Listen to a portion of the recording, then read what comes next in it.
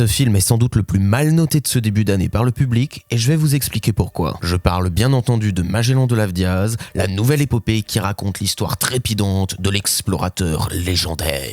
Attendez, en fait, non. Le film n'est pas du tout épique et Magellan n'est pas vraiment un héros. Magellan raconte bien l'histoire de l'explorateur. On le retrouve au début du film à Malacca, en Malaisie, où ses troupes viennent d'être prises en embuscade par le sultan local.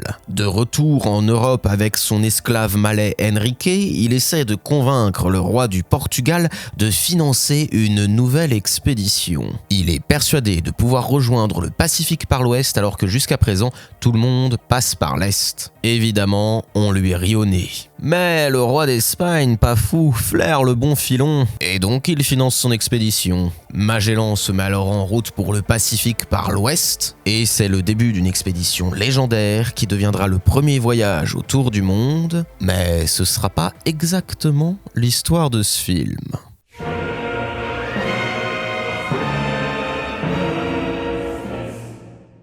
Qui finance ces films? C'est ce que j'ai entendu un petit malin dire en sortant de la projection de Magellan. En tout cas, moi je dis merci à ceux qui financent ces films. Merci pour l'audace. Vous savez, quand un film se plante, il y a deux possibilités. Soit il est juste mauvais et tout le monde s'en fout, soit il se plante parce que sa proposition esthétique a déplu. Si vous voulez, c'est la même différence qu'entre mal dessiné et bien dessiné dans un style qui déplaît. Ce film appartient à la seconde catégorie. C'est un film qui s'inscrit dans la tradition des films monstres. Des films fleuves avec une débauche de moyens pour de l'anti-spectacle. Un peu dans la même lignée qu'un film d'Angelopoulos, de Herzog ou de Veracetacool. Alors, moi, ça m'a pas déplu, Magellan. Mais je pense savoir pourquoi il déplaît, alors je vais vous expliquer pourquoi. Parce qu'il a quand même quelques défauts qui, pour certains, peuvent être rédhibitoires. Mais avant ça, je voudrais vous en dire un peu plus, parce qu'il a quand même réussi un bon paquet de choses, ce film. Ce film est l'histoire du premier homme qui a fait le tour du monde. Mais ce n'est peut-être pas celui qui a son nom sur l'affiche.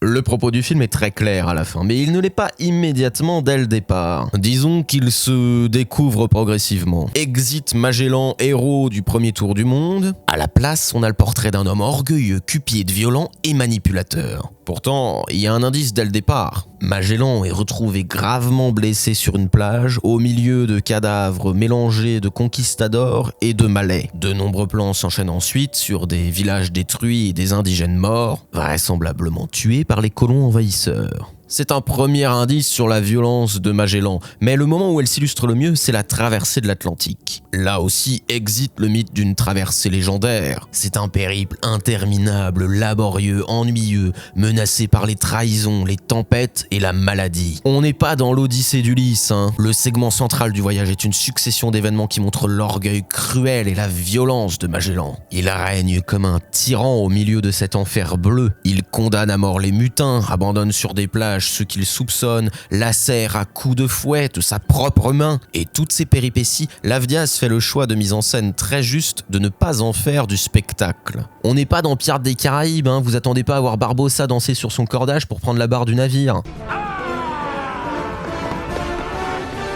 Non, ici Lavdiaz garde ses plans fixes, austères, parce qu'il a un regard clinique. Il fait l'inventaire de tout ce qui contredit le mythe. Magellan est un petit homme violent, ivre de son pouvoir, parce qu'en fait, malgré le titre du film, ce n'est sans doute pas lui le héros. Mais alors qui ?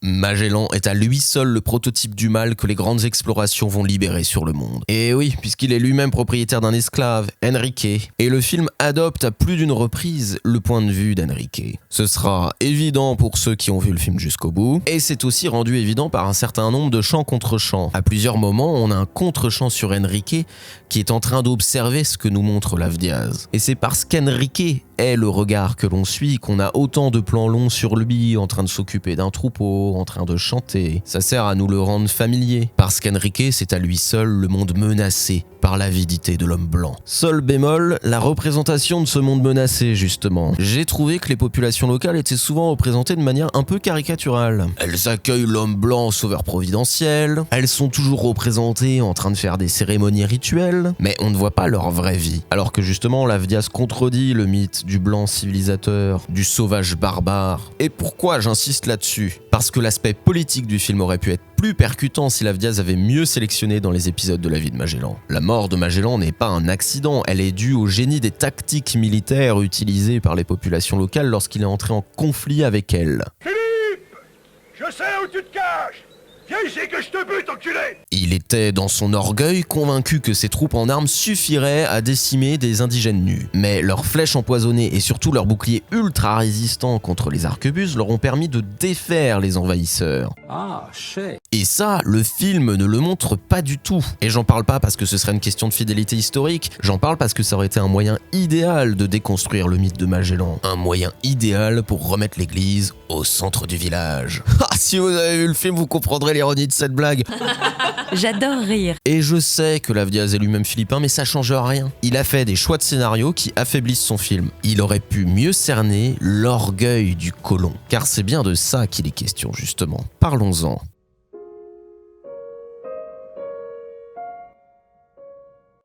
Le film nous jette sans contexte dans la vie de Magellan. Et Magellan, vous le connaissez sans doute comme explorateur. Sauf que l'exploration, on la voit pas trop. Il est plutôt question de colonisation, des espaces que Magellan va envahir. Et ces espaces, le film nous les donne par les sens. Le travail sur le son et l'image dans ce film est remarquable. Par exemple, toute cette séquence au début du film où une caméra embarquée sur un navire s'enfonce dans une lagune tropicale plongée dans la brume. C'est hypnotisant. On a l'impression d'être soi-même un explorateur en train de découvrir une contrée inconnue. Toute la séquence du voyage en mer aussi se déroule sans qu'on voit quasiment jamais la mer. On est coincé sur le bateau. Et le cadre serré accentue ce sentiment de confinement sur ce cercueil flottant. Pas besoin de montrer l'infini de la mer pour se sentir enfermé dans cette étendue mortelle. La séquence de la tempête fait, elle, la part belle au son. Encore une fois, pas besoin d'images d'une mer démontée. Le hors-champ, nourri par le son, laisse l'imagination faire son travail. Et le hors-champ, d'ailleurs, il est très maîtrisé dans ce film. Et notamment, j'y reviens, sur la violence. Elle est très présente, mais souvent hors-champ. On voit l'avant et l'après, mais pas le moment de la violence, ou alors seulement hors champ. C'est sans doute lié à une question économique aussi. Mais je trouve ça intéressant de voir comment des contraintes économiques aboutissent à des choix esthétiques. Parce que tout ça, c'est conforme à la figure de Magellan. Un homme qui cache la violence derrière des extérieurs d'amour, de désintérêt, de pardon, de compassion. Sauf que ça, je comprends que ça puisse être frustrant pour certains. Et justement, ce qui peut être frustrant dans ce film, on va en parler maintenant. Mais avant ça, un petit message de notre sponsor, Bromure. Bromure vous propose chaque semaine des analyses et des critiques cinéma. Alors si vous aimez son contenu, surtout, n'oubliez pas de le liker, de commenter, de partager et abonnez-vous.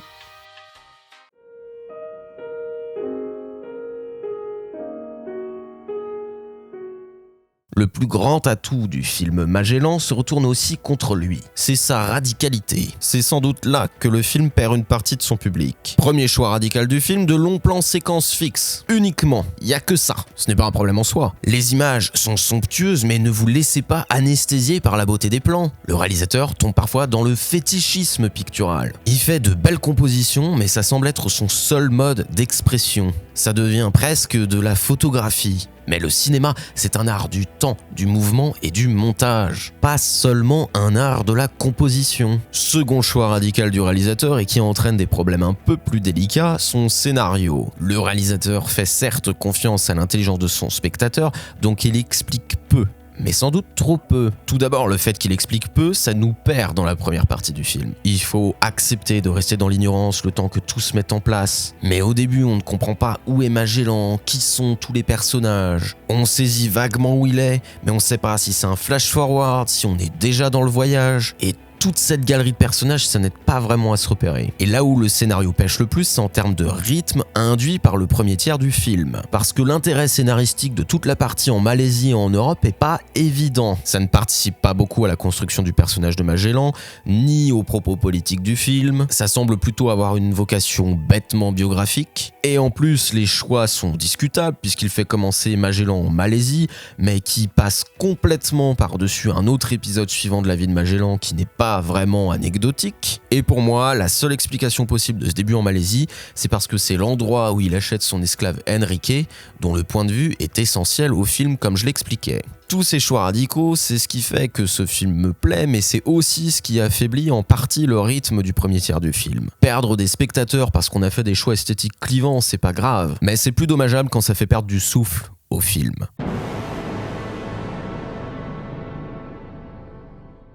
Un réalisateur américain aurait pris ce sujet et aurait fait une fresque épique remplie de péripéties sur les mésaventures de Magellan. Il aurait sans doute fait un portrait gris pour ne pas occulter la violence coloniale de Magellan, mais il aurait proposé un périple haletant. Lav Diaz prend le contre-pied absolu de ça, parce que même en faisant un portrait gris de Magellan, un film épique l'aurait de fait érigé en héros, même si c'était un anti-héros. Lav Diaz, lui, il a une autre ambition, faire tomber le colosse de son piédestal. Alors voilà, moi ma théorie c'est que c'est sans doute pour ça que les gens n'aiment pas le film. Peut-être que les déçus s'attendaient à un film qui les tienne en haleine, et ils sont face à un film qui les tient à distance. Un film qui leur dit « Ah, tu voulais te divertir, mais c'est pas un héros ce type, c'est un tyran, avec ses propres hommes et sur les terres des autres. » Mais ne me croyez pas sur parole.